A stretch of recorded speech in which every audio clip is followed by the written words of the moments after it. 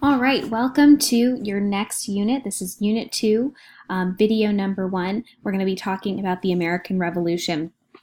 So before we get started, the American Revolution is something that you hear about a lot in your history classes as you're going through school. So if you'd like, take a minute and on a piece of notebook paper, or even honestly just in your mind as you're looking, think how many terms, places, ideas you can put into this chart. Pause the video if you want to complete this warm-up and see how much you already know about the American Revolution.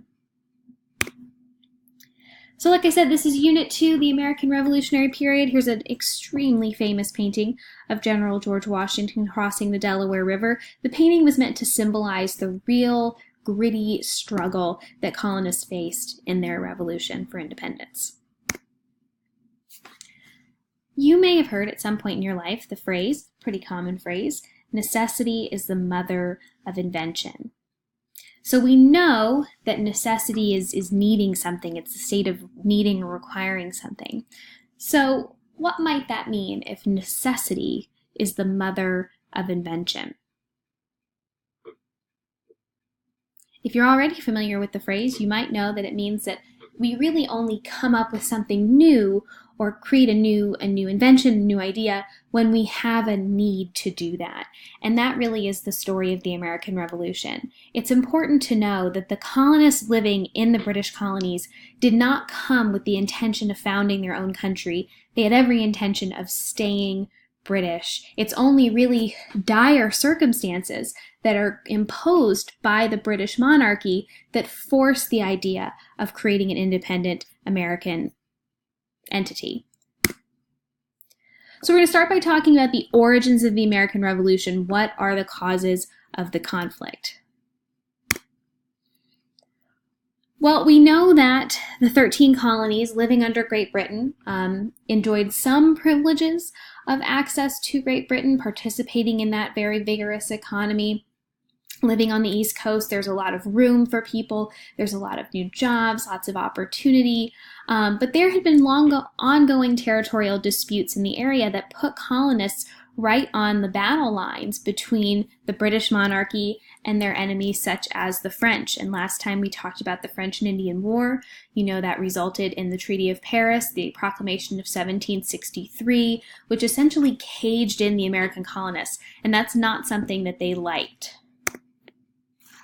So the Proclamation of 1763, you already know, prohibits settlement west of the Appalachian Mountains and tells colonists, okay, you can have your own free space, you can go and establish places for religious liberty, and you can start your own businesses, but you have to stay close enough that the British monarchy can get to you if trouble arises. We talked about last time the end of a policy called salutary neglect. The idea that King George had stopped letting colonists be relatively independent in their decision-making, and he starts to impose taxes and lots of rules governing the colonists' behavior. So there are a number of different taxes that are put in place. If you're in class, we're going to be doing a little activity breaking down what each of these taxes is.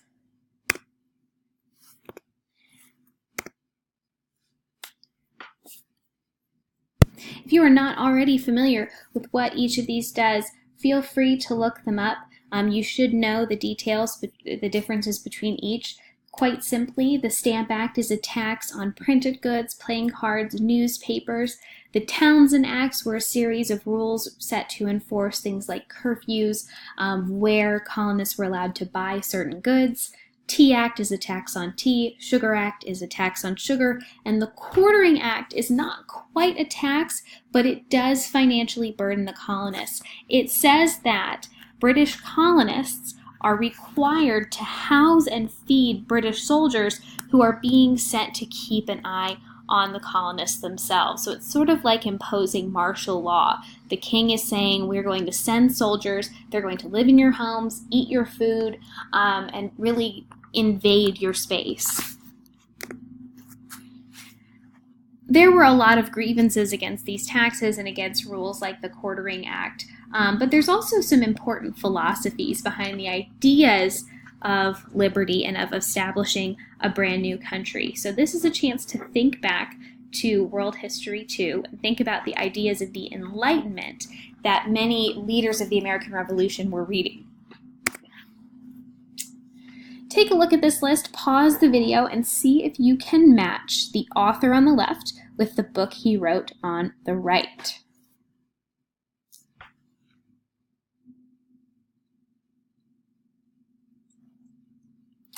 All right, so number 1, John Locke, author of letter D, 2 treatises on government. Baron de Montesquieu wrote A, The Spirit of the Laws. Voltaire, he wrote a lot of plays, a lot of satire, and he's famous for writing Candide. Jean-Jacques Rousseau is the author of The Social Contract. Thomas Hobbes, author of The Leviathan. And Adam Smith, the father of capitalism, wrote Wealth of Nations. 2 of the most influential authors in the American Revolutionary period actually had a lot of different ideas from one another, and they're John Locke and Thomas Hobbes. John Locke's fundamental idea is that every human being is due 3 natural rights: life, liberty, and property. And that list should sound familiar because Thomas Jefferson will make a few edits to his list when he's writing the Declaration of Independence. Now, Thomas Hobbes is the author of The Leviathan. He had a very different idea about human nature. John Locke was very optimistic and very positive about people's ability to govern themselves. Thomas Hobbes, on the other hand, believed that people without leadership will descend into war and conflict and they will destroy one another. So he believed that government needed to exist in order to establish social control. All right, we're going to do a little summary exercise now. You're going to get 3 primary sources. They should look fairly familiar, but you'll need a piece of loose leaf paper. You do not have to write down the original source. You just need to number them 1 through 3 and write a summary of each text. Go ahead and pause the video for each one as you work. Before you get started, there's a few important vocabulary words you might want to make note of. You can always summarize or paraphrase these in your notes if that helps you, or click back over to this slide or rewind the video to look at this vocab as you do your paraphrasing. So this is passage number 1. You should be summarizing this passage from Thomas Jefferson's Virginia Statute for Religious Freedom. This is passage number 2, an excerpt from the Declaration of Independence. And this is passage number 3, also from the Declaration of Independence. Now, the Declaration of Independence is not a legal document. It's not a set of rules. It's really like a mission statement for the colonists as they begin to move toward greater popular support for independence. And the Declaration is significant because it states that people are due and entitled to 3 kinds of participation in civil society. 1 is political participation, so there should be equal access to voting and running for office. Social participation, people should be free to go as they please, to practice in whatever house of worship, to go to whatever school. They should have total freedom of social participation and also economic participation. There should be no rules that limit how someone can work, where they can work, and what jobs they can do. All right, so you are going to do a little in-class activity here. Each group, set of partners or group of 3 is going to get an event summary from a significant event in the American Revolution.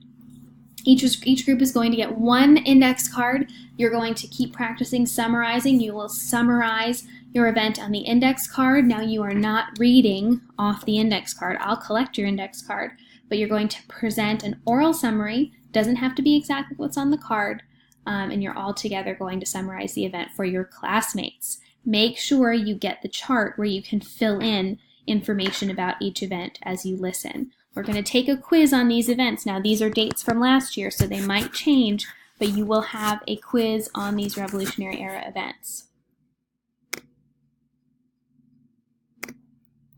So I'm just showing you these are all the events that are going to be on your chart, all the events that your classmates will be presenting on. You should be familiar with all of these.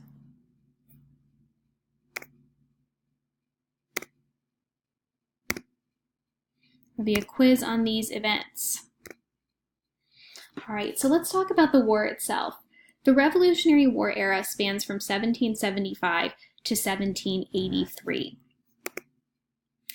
You're going to get a handout with the timeline of Revolutionary War events, and you're going to actually create your own version of that timeline with a short summary of the event and sketch of a symbol or image that goes with it. So make sure that you get that handout from me so you can create your timeline. Now, after you have made your timeline, please use those revolutionary events to design your own quiz on the events themselves. So that should have questions on the front, answers on the back, 10 questions total about the events on your timeline.